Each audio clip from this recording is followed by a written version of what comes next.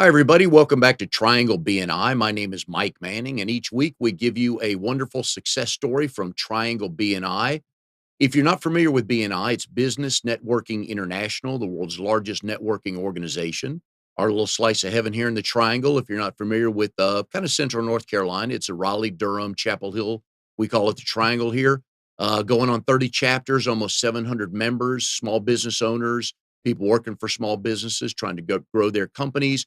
Each week we get together and meet to pass referrals to each other, try to help grow each other's business. You can go to trianglebni.com and get some more information on that. Each week we bring you a success story here, and our guest this week, Drago Bratic, founder and lead developer of Oak City Technology. Drago, glad to have you here today. Appreciate it. Thank you for having me.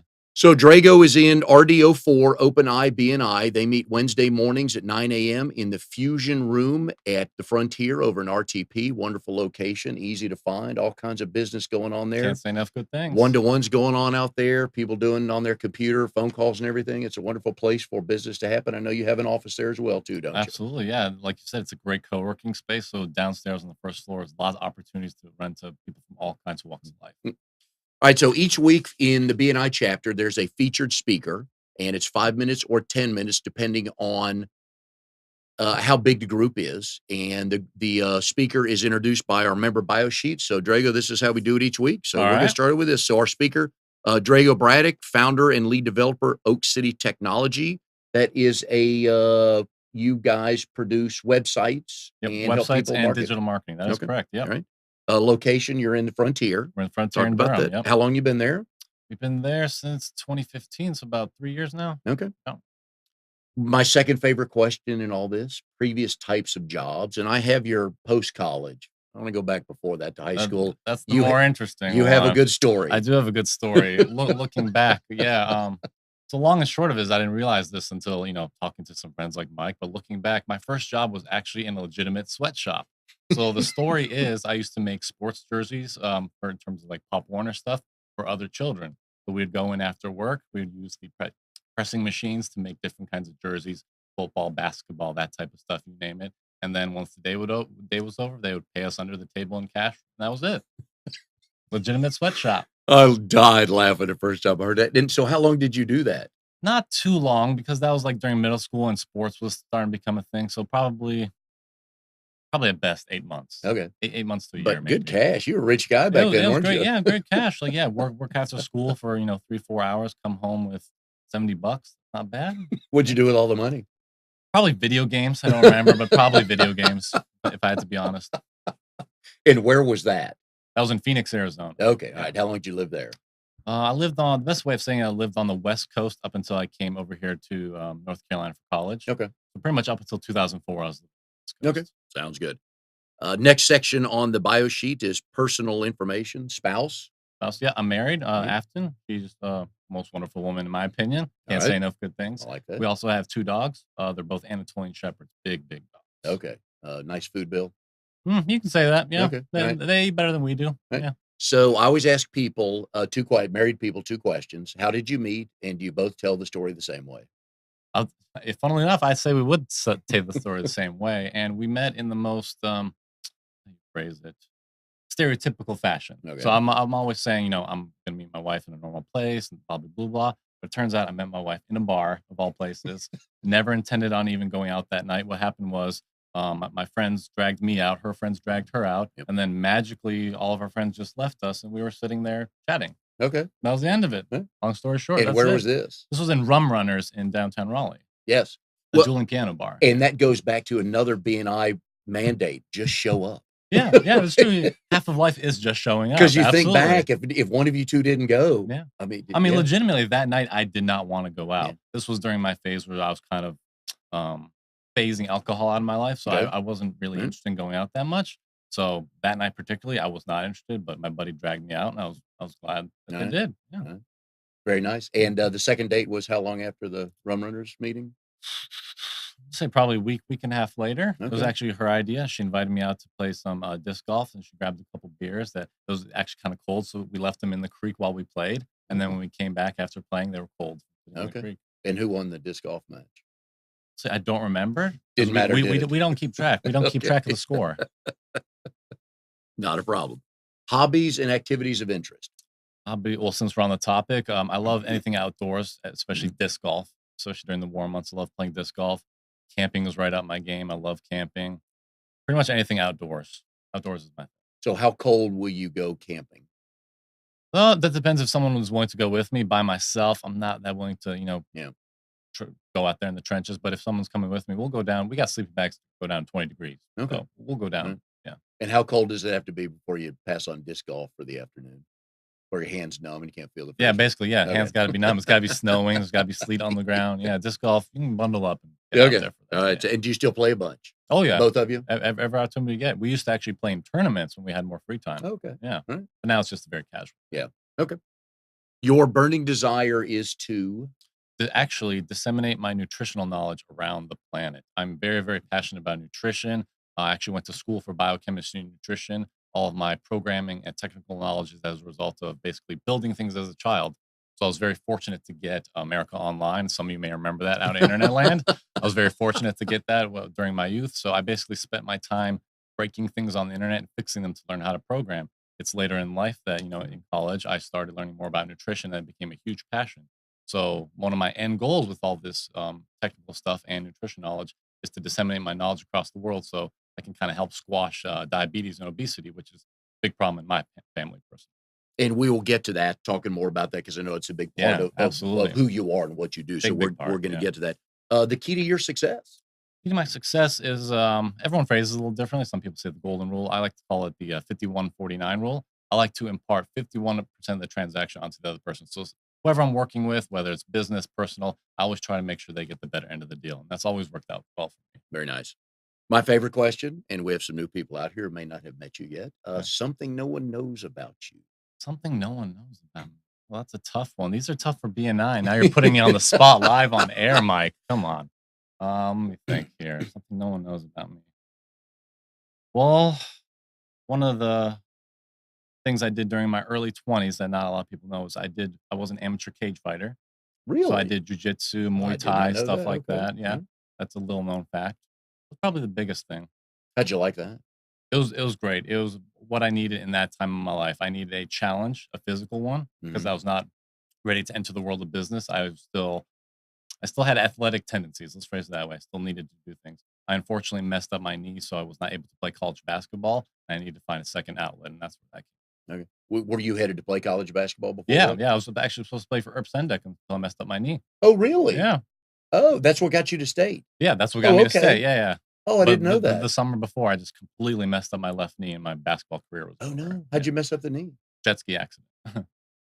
Was it your fault? I mean, more or less, I was the one operating. So Oh, yeah, yeah. You no. you can't always take into effect, ocean conditions, but I was the one operating. So yes, my fault. What'd you hit? Well, it wasn't what I hit. Or It what was happened? it was the angle at which I hit the ramp because I did exhibitions. So I lived on the West Coast. So we would do stunts, tricks, stuff like that. Just one time I didn't hit the ramp properly and messed up my knee. What was the goal? You were to hit the ramp and you were supposed to I do was a what? barrel roll. On a jet ski. Yeah. Very doable. Very, very Oh, doable. you young kids Yeah. are Yeah. crazy. So did I'm assuming you did not make it all the way around. Well, yeah. Well, no, I did make it, but the point is on the way over, I clipped my knee on the side of the ramp, and that's what did the damage. Oh. But Oh, it, that's it, too it bad. looked good on video, but when you see the video and you know what happened, you can see where my knee hit the side of the Okay. ramp. And Yeah. you knew it as soon as you hit it Yeah. on Oh, the I knew side it. of the I ramp. knew this. Oh, this is going to be some damage, but it is what it is. I was young and I wasn't really thinking. Well, and let's go back to showing up to the bar to meet your now Okay. Yeah. wife. If you'd have played college basketball, I wonder if you'd be doing this today. Oak See, City Technology, that's a good yeah. question. There's no way to answer that, right? You're right, yeah, Hindsight's always 2020. yeah. Yeah. Always thinking back what could have been, but Very yeah, cool. there's no way of knowing. Oh, Yeah. very cool. Yeah. So what I love about this show, the Yeah. stories that come out. So Absolutely. Herb Sendek, and it was funny, he went on to go back to Arizona to coach at Arizona That State. was So that was an irony. Yeah. I just left there. He's like, all right, Drago, I'm out. if you can't play for me, I'm Yeah. leaving. I'm leaving. Yeah. Okay, so Oak City Technology, websites, and I love about this on how you guys explain yourselves. Websites should be attractive and useful. Yeah. And a lot of people just don't see it that way. They just feel like they have to prop one up just to say, "Oh, I got a website." Yeah. That or even the bigger mistake is making your website look like a newspaper from the 50s. Just throwing text on there and hoping people find what they need. That's Okay. a big, big mistake. Yeah. So here we are in the middle. Oh, no, sorry, we're early December. Oof, getting Yeah. ahead to Christmas It got break quick. already. All right, Yeah, it yeah, got mailing it quick. in. Yeah. So tell us about the status of Oak City Technologies, where you guys are, what kind of gear you've had. We've had a fantastic year, and one thing I'm very happy to report is usually December is our super, super slow season. Mhm. This year, it's not, for lack of a better term. We have steady business throughout December, and that has not been the case in the past. So this year, we're up probably 70% over last Oh, very nice. year. Okay. How'd you guys start? Who started Oak City Technology the first day? Who was there when the door opened? That is a open-handed question. So the best way of saying that, Oak City was probably the idea of it was born when I was 15, because that's when I made my first professional website. You were doing those way Yeah, back when. I was Yep. doing those way back when Yep. as a freelancer, non-LLC'd individual. Okay. So college comes around, I need to make money to pay for college and other things. I keep designing websites, so that becomes a prominent thing. Then after college, I graduated into that 2008 recession, which is, Perfect. Yeah. ain't that Perfect. great. So I was not going to be getting a biochemistry job at that time. So I fell back on my design and programming skills. Huh. So at that time, I talked to all my friends who were interested in kind of doing things on their own. One of my friends was interested, and so we decided to start together, me and Rob. Mhm. And that there was just two of us in the beginning. There was no one else. Okay. Fast forward X years down the road, every time I meet someone new, either through BNI or through the course of life, we always talk, and one thing leads to another. Sometimes those people start working with me. So over the course of X years, I've acquired a crew that works well with me, about 6 people strong all year round, and we balloon up to about 12 during our busy Okay. seasons. Is your wife involved in this? No, she's not. She's a Okay. physician's assistant, so she's in the medical. Okay. Any other family members involved in it? No, Okay. it's a All right. solo operation. Do you remember your first client Remember my first client? and how you got them? I don't know if you could technically say they're a first client, but I remember the first major project I worked on was for my high school's website. It was just, for lack of a better term, awful. It was from a different age, and they literally started a class, teach people how to program. I'm like, I already know how to program. Can I help the teacher In high teach? school? Yeah, teach. Yeah. Gotcha. Okay. Can I help the teacher teach and also build the website? They're like, that's a great idea. Let's do it. So Okay. that was my first big exposure to like a smallish website, because the high school, in my opinion, at that day and age, was a big project for a Yeah. kid. So who got you hooked on technology? Somebody in the family usually is what I found in the past is somebody in the family got them turned on to Yeah, something, whatever no, industry actually, they're but in. let's go back to story time. We So, like that. yeah, we like story time. So, honestly, what got me into technology was 1980s comic books and action figure memorabilia. So, when I was 10, 11, 12 years old, I had quite an extensive collection of comic books and action figures. We're talking Transformers, He-Man, stuff like that. And, as a kid, I wanted to show this stuff off. So, I built a very terrible website, in my opinion, didn't really work. So, at that point, I went to school and asked my teacher, like, can you teach me how to program? Because I want to learn how to do this on my own. I showed her the work I had already done. She's like, Drago, this is great. Here's where you messed up, but here's some learning materials to kind of get you on the way. And that's really what did it, was me wanting to display my kind of memorabilia collection from the Huh. 80s. That's Okay. really what got me into tech. How much of that stuff do you still own? Almost every single piece of it. Good. I was not willing to get rid of it because I knew one day that could literally turn into a down payment for a house. Yes, and so for most of us my age, we grew up with baseball cards Well, back in the yeah, I had 60s. those Yeah, too. Yeah, yeah. and those are all gone, and we've all we Those were even losing value in the 90s, though. true, Yeah. and we've all had conversation with our parents of, "When I left the house, why'd you throw those away?" And, Yeah, yeah, which yeah. makes sense, we're cleaning out all See, this stuff, so I was smart before I left for college. I packaged everything up, I sealed it up in bins, and I put it under the house, so it wasn't going anywhere. smart, Yeah. smart.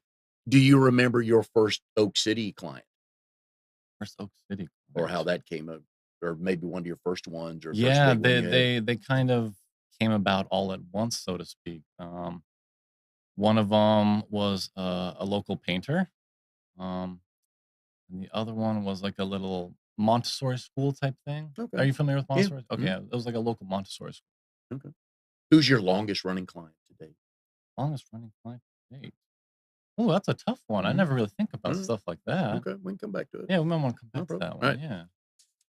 So I do like the fact that because a lot of people just think they're okay telling people, "Oh, I have a website," and that's all serves a purpose, and it really doesn't because it has to be It there's has to gotta be a do reason for them to go something. there, Yeah, it has right? to do something. So Yeah. what have you learned over time as things continue to grow?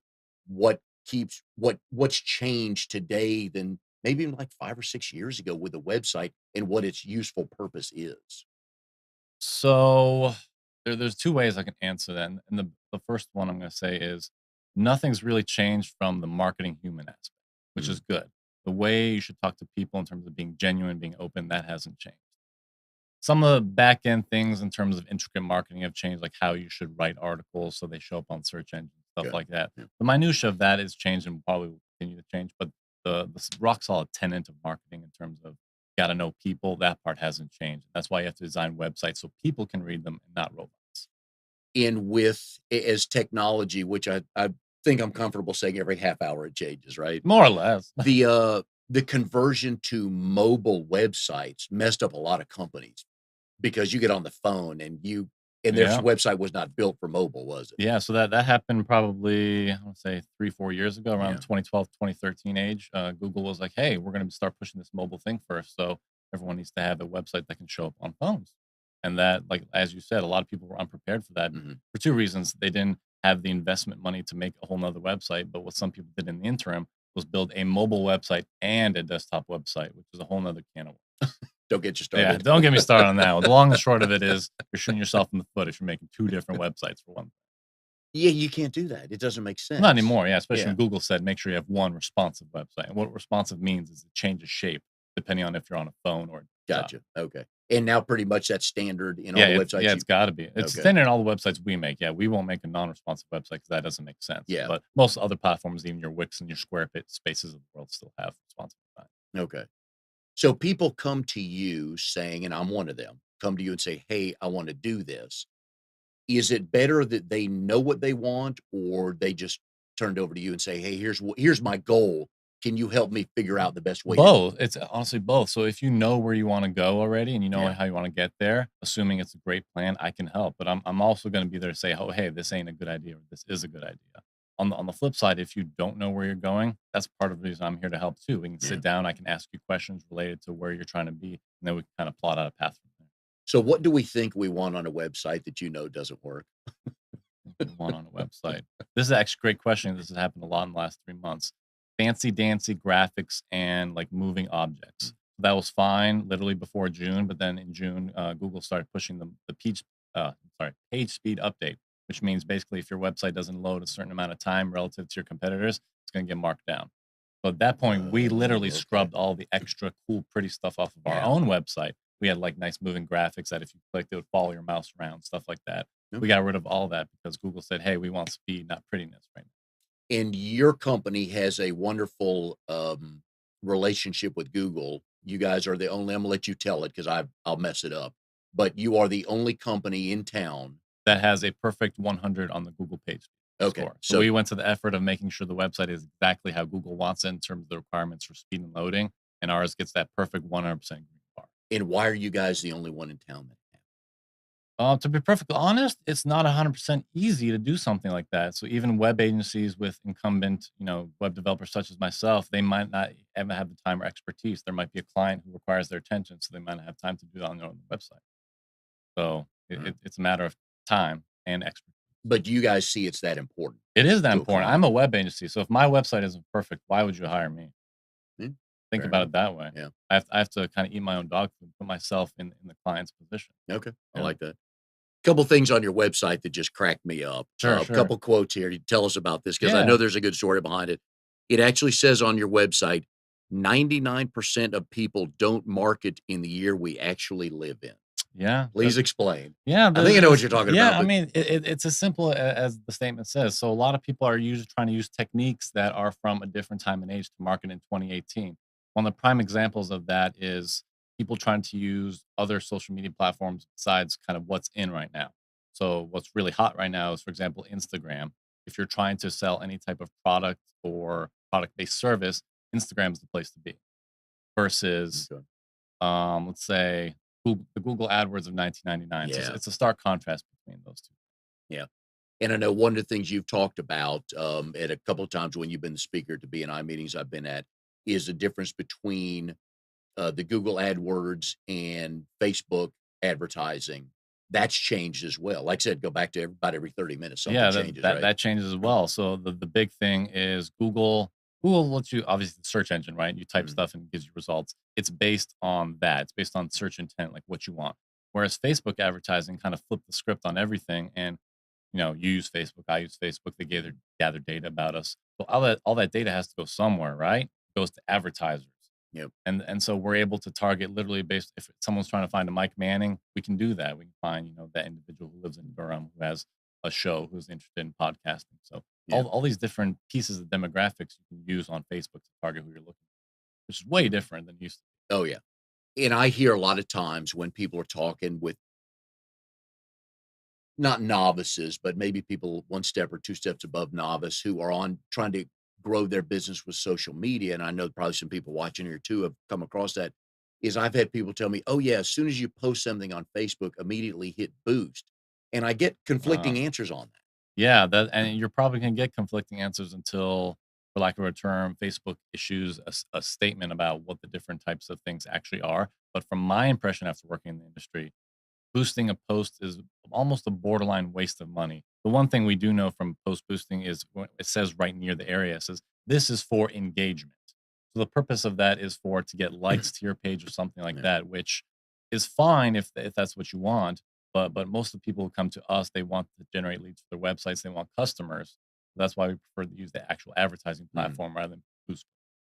And I know in the stuff I've learned from you and some other folks who do this, you need engagements are far more impressive than likes and far more beneficial and productive than likes to a page, Yeah, right? exactly. So me going out and interacting with my target demographic and then possibly interacting back is much more valuable than me trying to hit boost on a post and get a like on a page.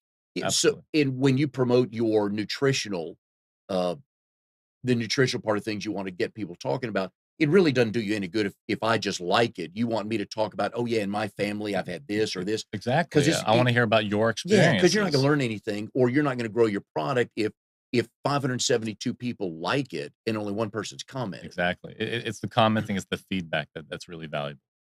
That because that's more likely a client. If I start talking to you about that, I have a better chance of maybe becoming a client of yours to buy the product or whatever you're talking about versus if I just went on there and clicked it and then liked it. Yeah. Or by you commenting, I now have opportunity to comment back, and that might make Yeah, me look even better to yeah, maybe your spouse or your sister or something who needs that yeah. service. Do Google and Facebook read those differently as well, likes versus interactions?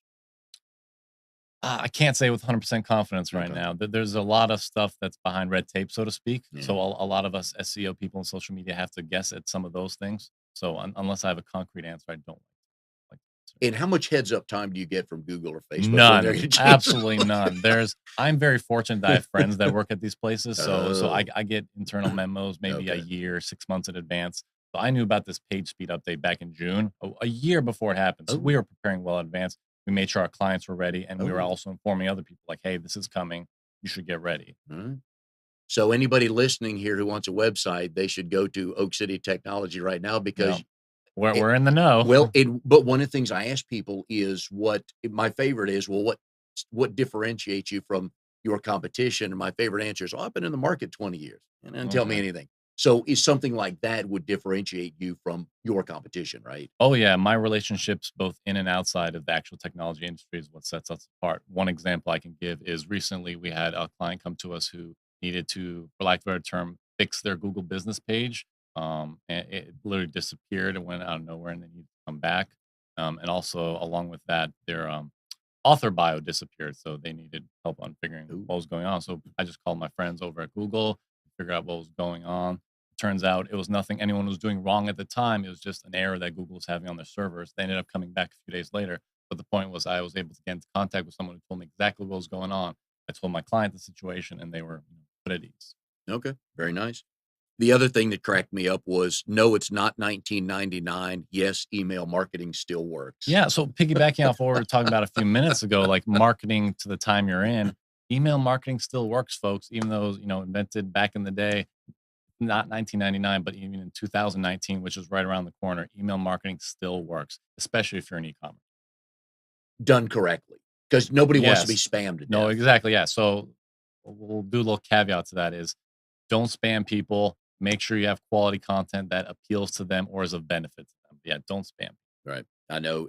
I don't mind signing up for something, to get information Yeah, on, if but you're interested in it. don't hit me Yeah, twice a day with yeah. something. I just, I'll unsubscribe real fast. So, Our Oak City newsletter, I actually say we send these emails out whenever we feel like them, not very frequently. So don't okay. worry about Okay, spam. good. I Yeah. like that. Okay, so BNI. So you've been a member of BNI. You've been OpenI BNI. When was literally the first time you ever heard of BNI?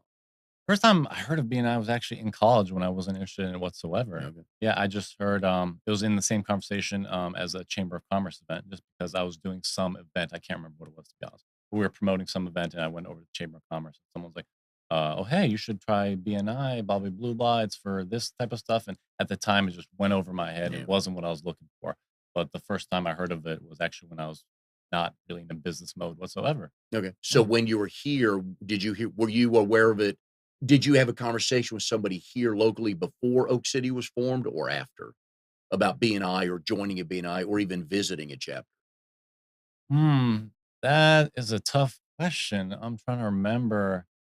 So the best way of answering it is all that kind of happened all at once. Mhm. Oak City was started, and I immediately sat down with everyone that was going to be helping out. I was like, "Hey, what can we do to market a non-existent business?" And that's when B&I came up in the Okay. conversation. I remembered it from Okay. college. I'm like, "Hey, is this something maybe we should explore?" We Okay. decided. And how many chapters did you visit other than Open IBN?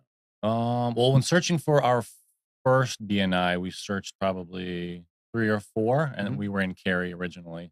But then obviously our office was in Durham, so that wasn't working out for us too well. That's why we decided to switch over to a Durham-based BNI, and we looked through probably, again, probably 3, 4, 5 chapters until we found one that the people resonated with Yeah. us. So when did you know that 2 months in, 4 months in, when did you know that, okay, this is kind of working for it, to be in BNI to promote, to grow Oak City Grove technology? City. So in terms of like really Mhm. working, Yeah. it When did yeah. probably took 6 to 8 solid months because it took me realizing how BNI actually worked to Mhm. make it work for me. And what a lot of people, even in BNI, make the mistake of is not asking for what they need. It's asking is really, really important. We tell people all the time, ask for, be specific. Specific is terrific because if you stand up and say, I want to meet anybody that has a small business. I got That's nothing. all of I got us. nothing for Yeah. you. There's nothing that's going to jog my memory. But if you say, if you give me a specific name or a specific company, now I'm thinking, I don't know them, but my next door neighbor or my friend, so now, Exactly. It gets the gears right. So turning. now I get to thinking, but a lot of people stand up and go, hey, I'm looking for anybody that's Yeah. breathing or, And that was the biggest thing for me because we were one of those people that said, yeah. "Hey, we're looking for small Mhm. businesses." Especially when you're starting Yeah, up. exactly. We were starting off, so we're like, We'll "Yes, take we'll work with anybody. anybody. We'll work with anyone." But then, yeah, the specificity thing really kicked in about 6 or 8 months in. I started specifically asking for specific things, and it worked out. What kind of things did you start asking for? What you saw that was working? Just specific demographics. So one week, say we're trying to connect with lawyers. Another week, we're trying to Okay. connect with real estate agents, et Yeah. cetera, authors. I know you've been big on the authors. Tell us a little bit about Well, yeah, why you want that. that's just an industry that I'm personally more interested in. I am myself an amateur writer. I've been writing some science fiction and fiction based books since high school. And that's something that not a lot of web agencies have in their portfolio. So naturally, I'm like, let's mend these two worlds. I enjoy writing. I enjoy, authorship. I enjoy books. Also enjoy helping people. So let's try and get some of these people that I haven't really worked with in the past. And a lot of web agencies don't work with authors for pretty much the overhead reason. Like we can't charge as much as Mhm. we could a larger company, but that's fine. It's a different type of work. So it all kind of falls into place. Yeah. And have you had some success getting authors by asking for them through BNI? Yes, Okay. Good. both in twofold. So we wanted to meet authors both to work for them and provide services to Mhm. them, but also we wanted to meet authors so we could learn more about their industry and how it connects to PR and media, Yeah. because those worlds aren't the same, but they blend and they talk together. Okay. I got you on that. So Drago's background is very impressive. There's many things you do and have going on. We're going to go through a couple things that, and all these things are currently going on. So you're a busy man. So I like that. I like staying busy. I like that. Founder and lead developer of Bit Bit Basics. Basics, yeah. So Bit Basics is a local educational nonprofit for Bitcoin and blockchain. So, long story short, without getting into the weeds, back in 2009, a very cool technology was invented called blockchain that allows us to do a lot of things we weren't able to do before. We'll just leave it at that for now. The purpose of the meetup is to kind of get information out there about this type of stuff that isn't commonly available to the public. and it started as an educational meetup, and that's what it's been for the last 4 or 5 years. So And there's always a number of topics that people bring up that instantly gets you half the room on this side, half the room on the other side, and Bitcoin does that, doesn't absolutely, it? yeah, it's a very polarizing subject for lots of reasons. It's a financial Mhm. instrument, it's a technological instrument, so there's lots of things for people to kind of pick and go after. Yeah. Is this going to grow Bitcoin? Where do you see it going? Yeah, I mean, I'm one of the people. If you ask me, I've been in it since day zero, so I see the value in both the technology and the currency side of it, the Bitcoin and the blockchain. I see value in both. So the short answer is yes. I see both going up in both a financial and a technological sense. I see blockchain being integrated into more things in our society that requires record keeping, and then the Bitcoin. It's right now kind of not really mainstream-ish. It's in the news, but not a lot of people use it as a day-to-day currency, and that I think is what's gonna change the next 5, 10. And for novices like myself, you agree? Changing already next year. Yeah. The highest. Oh, Yeah. really? It's slowly already changing. I know there's Yeah. one in the South Point Mall. I Yeah. think Are you talking about there's Rise? yeah, Yeah, you can pay with donuts. Yeah, yeah. Bitcoin. I was actually one of the first customers there when they By started the way, accepting Rise it. Yeah, Donuts, yeah, outstanding. yeah, yeah, I don't use Bitcoin, but yeah. I do like Rise We Donuts. all So, like yeah, donuts, yeah. exactly. In its simplest form, for somebody like me, how can you explain blockchain? Blockchain. Is there a way in its simplest Yeah. form? So the way I like to describe it, think of a huge record keeping database Okay. that everyone can use and no one can manipulate. Think of it that way. So Oh, a big think of a big piece of paper that Mike can say, "Hey, I'm sending one of my bitcoins over to Drago," and that's the end of it. You say that, and that's what it is. okay. It's in record. And the beauty of it, why it can't be forged, is because there's lots of different computers looking at the records at all times. And for you to send me money, you have to have a very specific number in Okay. order to do All that. right. So Okay. we'll keep it simple. Okay. I got you. If you want to meet more people like Drago and BNI, we recommend you go to, we've got on the screen there, trianglebni.com. You can give us a call at 919-465-1667. Talk to Steve or Mary or Brenda. They'll be more than happy to help you out, give you some information. Even if you have an idea of starting a business or you've got one or you've got a family member or a friend that is in that situation, we'd love for you to come out. Just visit a chapter. Just come see what it's like. I think you'll like it. It's seat specific. So Drago's the only marketing person in his chapter. So once everybody in his chapter gets to like, know, and trust him, when they hear somebody saying, "Oh, I need help with my website," they just say, "Got to call my guy Drago. He'll take good care of you." And that's the beauty of BNI is we pass qualified referrals. We don't pass leads by saying, "Oh, Drago, a friend of mine was talking about his website. He hated it," but he doesn't know you're going to call. That's a lead, folks. If I talk to my friend who said, and I say, "Can I have Drago call you?" And he says, "Yes," that's a qualified referral. And if you're good enough in your business, which most people in BNI are, their closing rate is pretty good. And that's the beauty of BNI is the qualified referral we give to each other. So we'd love to have you come out and visit a chapter. If you go to Triangle BNI, you can search chapters. They're all over the place, all over the Triangle, morning, mid morning, and lunch, 5 days a week. So you'll be able to find something for you. Another thing you have on your resume here, jack of all trades, master of some. I Yeah, like that. So that describes many people. that does describe a lot of people. And it's one thing I like to describe myself so I don't get pigeonholed into one thing Okay. because my interests and particularities change from time to time. So I Mhm. don't want to be stuck doing any one thing. That's why I made myself into such a fashion I could accumulate different skill sets and use them in different fashions. Okay. So that's what I mean by jack of all trades, master of some. I'm really good at some things, but I can pretty much do it all. Okay. But you know what you're good at. Oh yeah, I And know if what you I'm don't good do at. it, you're going to Yeah, do if it. I'm not good at, I'm probably All not right. going to touch it.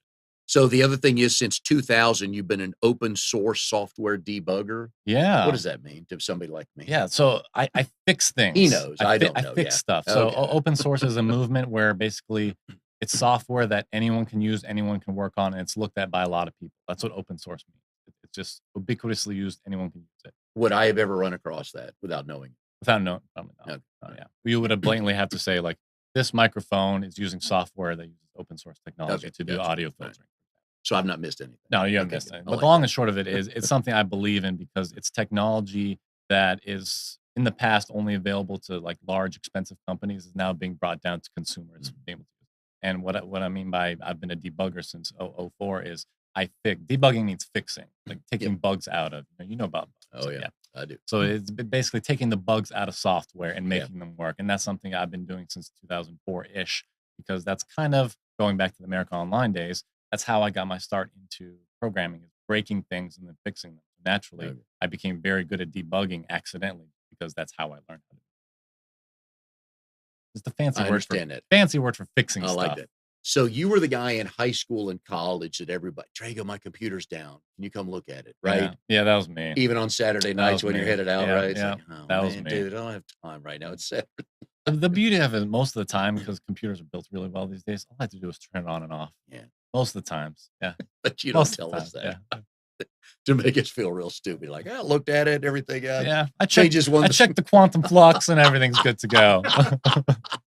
topped off your oil and your Yeah. oil. Yeah. It's Yeah. like, oh yeah. Little WD-40 in Because there. most of us don't know. Well, actually, that's probably the easiest way for people like me is just to reboot it, right? Oh, Reboot yeah. it, walk away, come back. Generally, yeah. Yeah. Most problems you have, you could just reboot your computer and walk away. All right, so you were you graduated biochemistry from state. So let's Mhm. talk about your nutrition, um, your passion for nutrition, and kind of how all that got started. Yeah, it came a twofold thing. It was partially family health problems. There's some obesity and diabetes in my family, so that was a huge motivation. Also, going back to the cage fighting, I wanted to make sure my body was prepared to take this blunt force trauma. So nutrition was a natural path for me. I started learning about it, as I said, both for a physical reason in terms of being able to endure damage, as well as the health aspects of learning how to eat 6,000 calories a day and still stay at 6% body fat. It's not something everyone can do unless you have a I certain can amount of do one. I knowledge. don't think I can do the Yeah. other. I Yeah, can we do can we can eat I can 6,000 do the calories. Yeah. 6,000, not a But the problem. long and short of it is the nutrition came about as a result of a need. Mhm. I needed to protect my body physically, and I needed to help my family in terms of obesity and diabetes. And you've lost a bunch of weight over the years, haven't you? Oh yeah, I don't really. That's actually another thing a lot of people don't know about me is back in college. I'm sure a lot of us are familiar with the freshman 15. Oh I yeah. did that a few times. I got up to about 250, 260 pounds, and that's kind of when the nutrition thing kicked in. I'm like, oh man, things got to change, and I need to use this knowledge for my own benefit. So I went from 260 all the way down to 160, and then I added about 20, 25 pounds of muscle and came out to 185, Okay. and that's where I spent my athletic career. It's a mindset. You can read all the great diets and Yeah. you can Google, there's 5,000 of those There's out there. 5,000 But diets, yeah.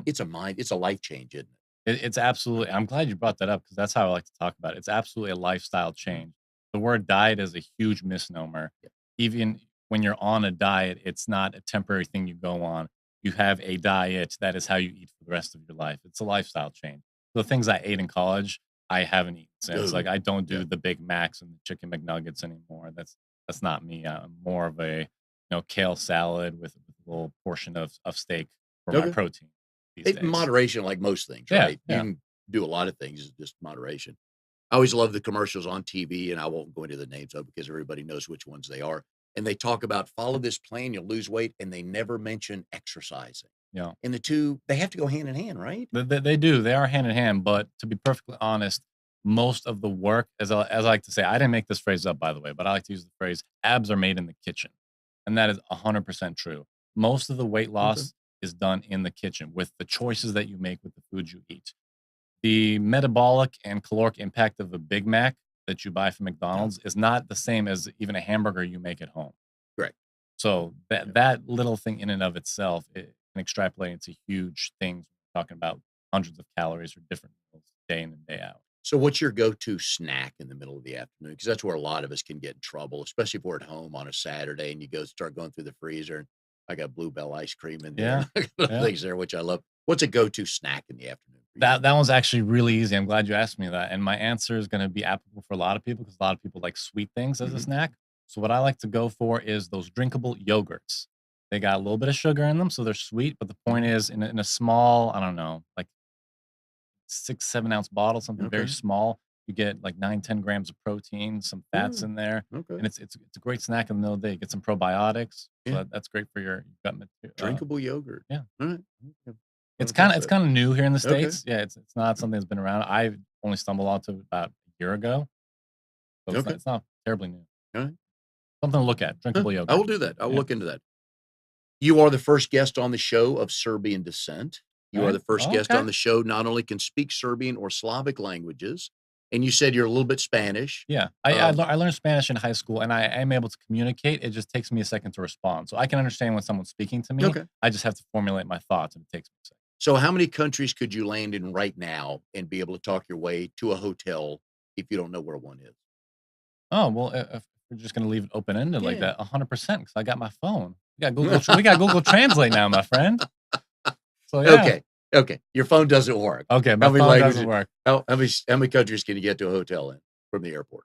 Probably about half the countries on the planet, Very nice. probably. At least half, if not Okay, more. so the Slavic languages include how many others? Like you mentioned earlier, Russian? Yeah, a bunch. So think of, for those of you who don't are not aware of where Serbia and the former Yugoslavia are, it's right around Italy. So Mhm. think of Italy and going north, that part of the world, all the way up to Russia. There's a lot of Slavic countries in there. Okay. Czechoslovakia, Ukraine, those types of places. Right. So the family history with Serbia, tell us about who got here and Yeah, what the connections so are and my everything. my my, my grandparents came here. Don't remember the year to be honest, but we'll just leave it at that. My grandparents came here, I guess, back in the 50s ish. Okay. My mom grew up in Canada. To clarify, yeah, Canada is what we're talking about, not the States here. My grandparents immigrated to Canada. That's where my mother grew up. My father came to Canada right around the time he met my mother. Okay. And then I guess the family immigrated to the States around 1992 Now, where was your mother born? in in the former Yugoslavia. But Okay, both your right, parents yeah, were. both Okay, parents were gotcha. born in the All former right. Yugoslavia, specifically Serbian and Bosnia.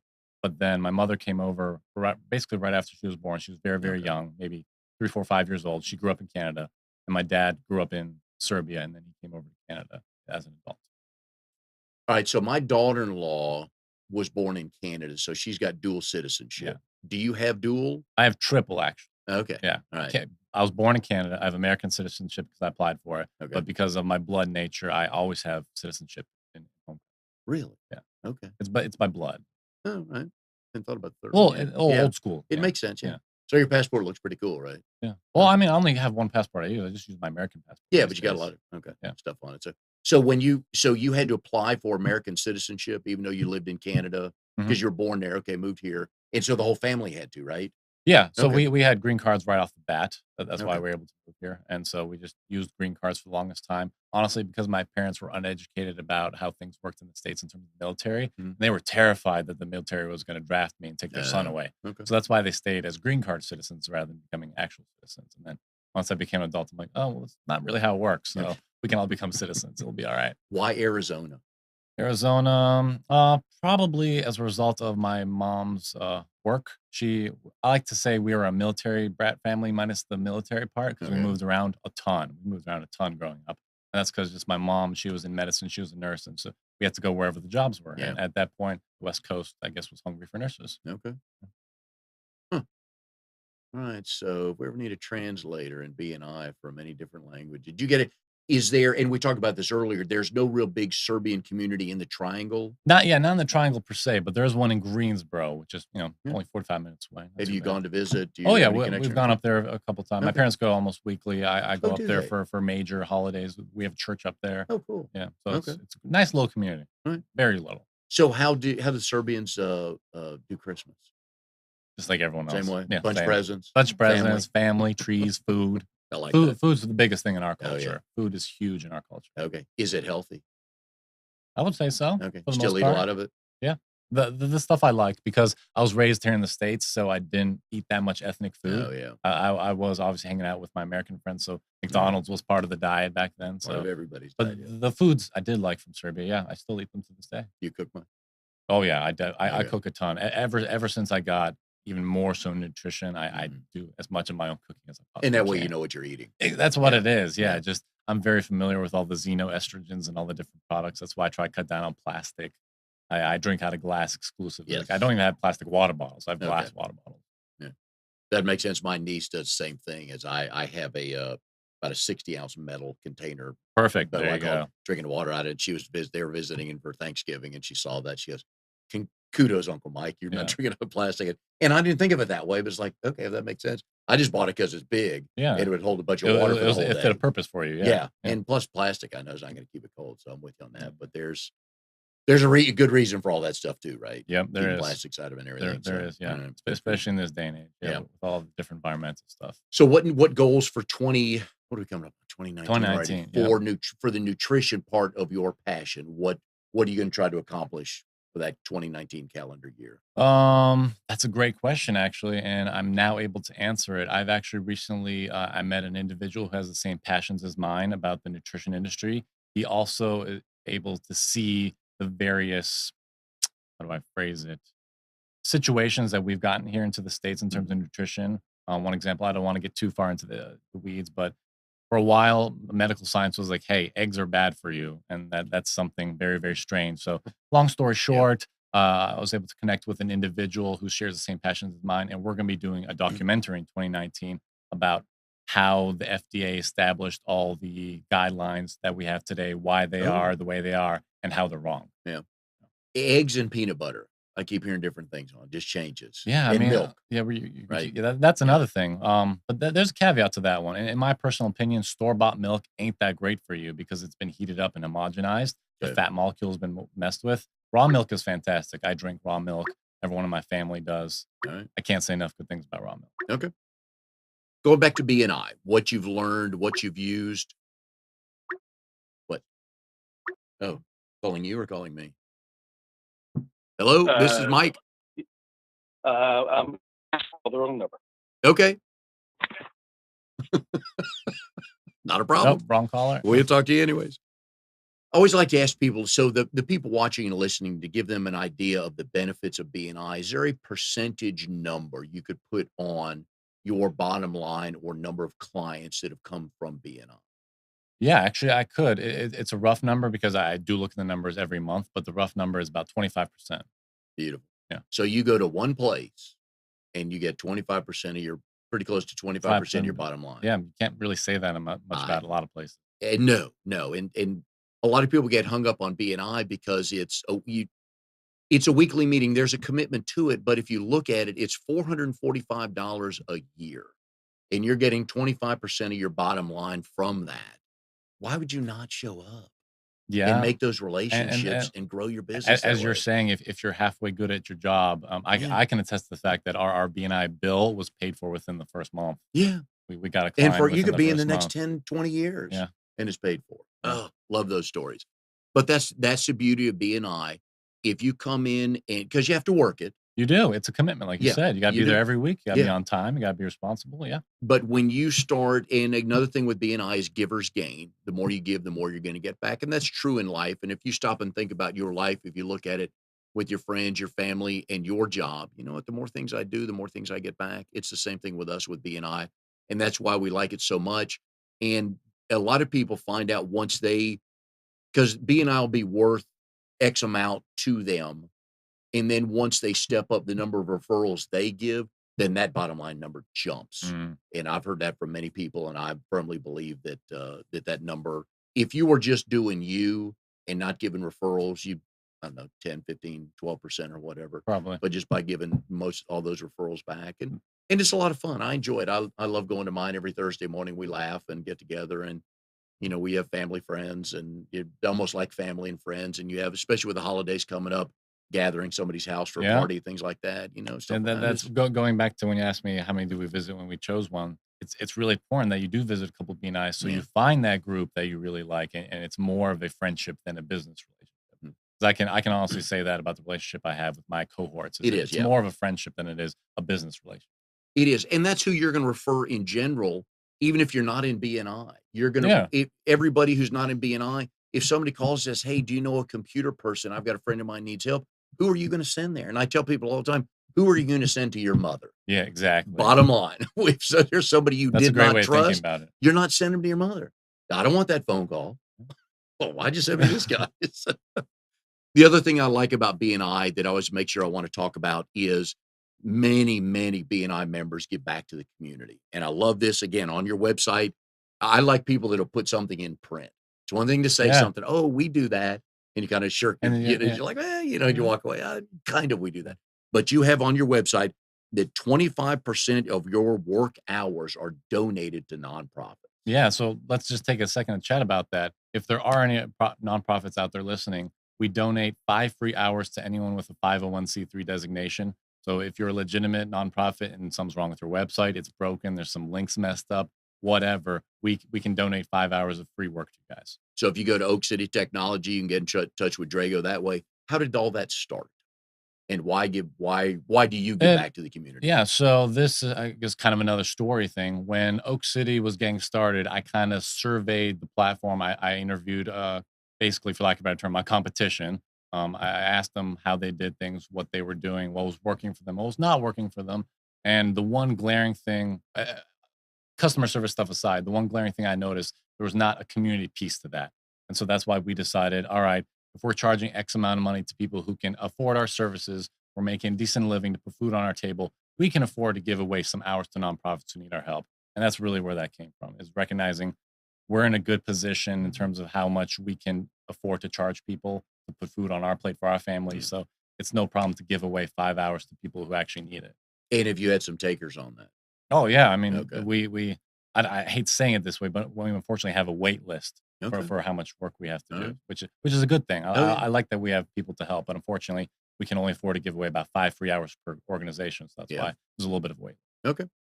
And are a lot of these fixes time consuming, or are they just simple things that you can do to? Yeah, some of them are time consuming, and we're honest with people and say, hey, we can't do this in 5 hours. It's gonna take a little more. Other Yeah. things are quick 20-minute things, and Yeah. that's the end of it. We just handle it, and that's the end of the story. Okay. Very Yeah. nice. It And really depend on the situation. yeah, and again, those are the well-rounded people that you're going to meet in BNI when you visit or join a chapter. It's people like that.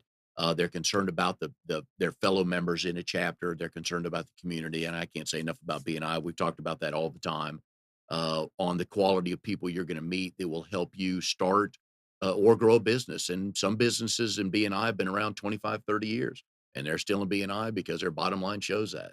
We've had guests on the show that have been in there a long time, and it works. It works. So please go to trianglebni.com or give the office a call at 919-465-1667. Talk to Steve or Mary or Brenda, and they'll give you some information on that.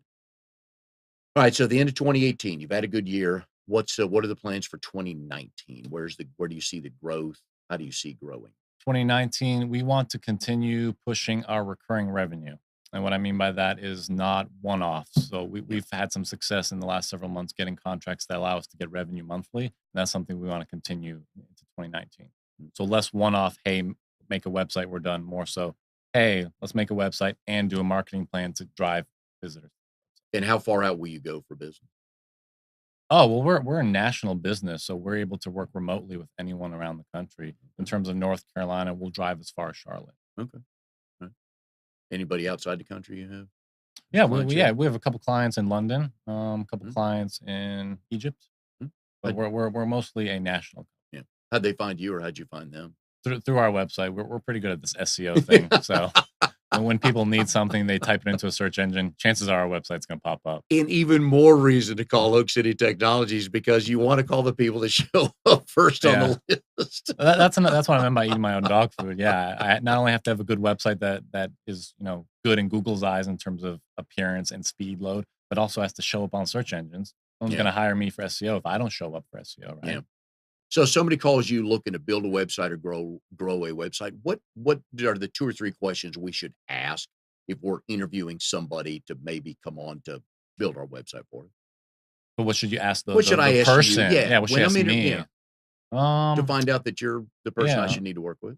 The best thing to ask is the person's, I guess, philosophy on web design and the web development process. And going back to what we're talking about is the mobile switchover.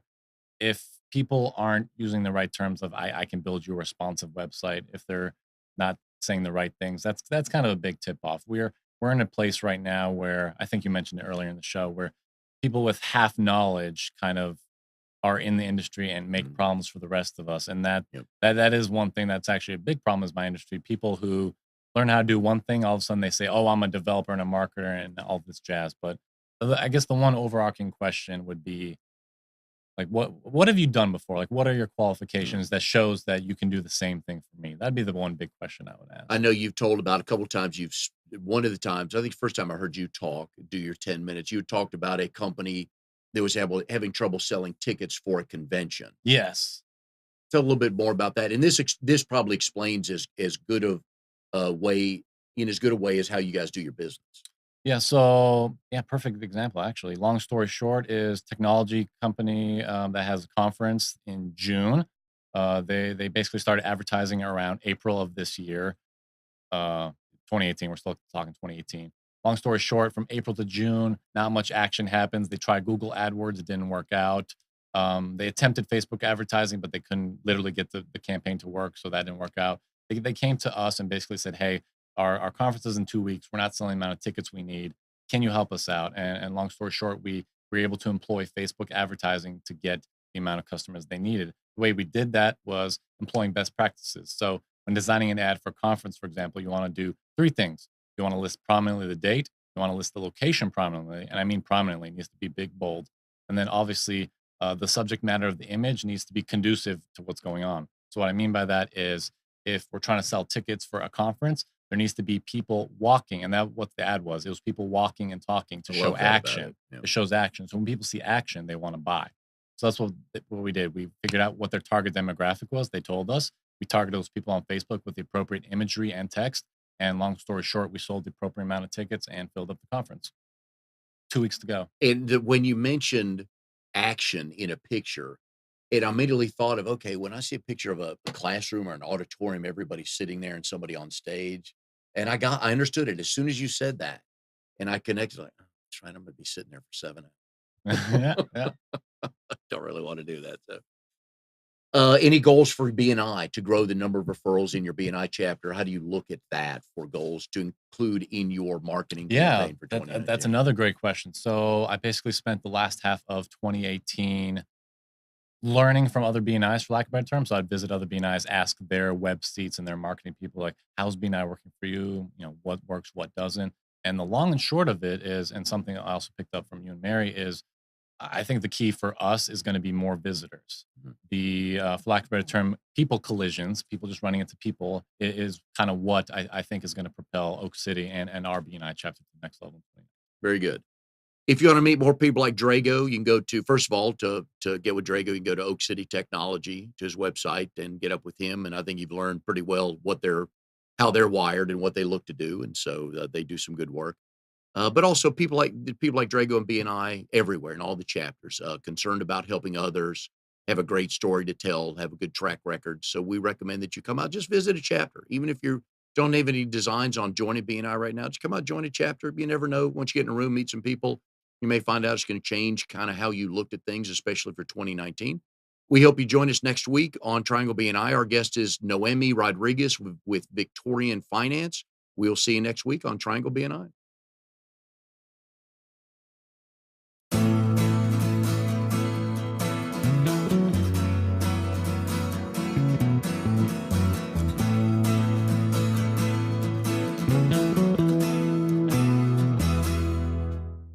You are tuned to the Nissan Communications Network. If you tuned in too late, you can always watch each program in its entirety or download an MP3 audio file of it in the archives section at nissancommunications.com. Don't forget to subscribe to our YouTube channel, follow us on Twitter, and like us on Facebook. Sponsored by Telestream's Wirecast software, StreamingGear.com, Carolina Apparel, and DeltaForce.net.